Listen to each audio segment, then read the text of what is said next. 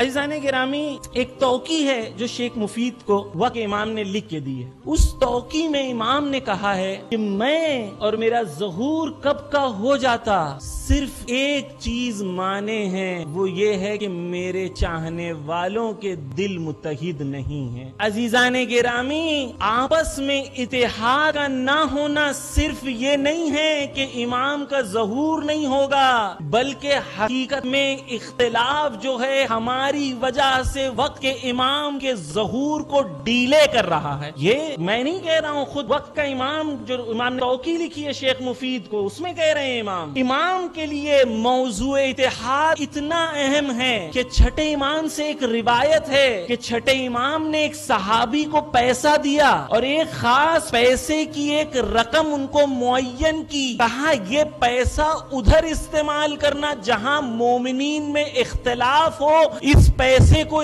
استعمال کر کے ان کے اختلاف کو ختم کرنے کی کوشش کرنا۔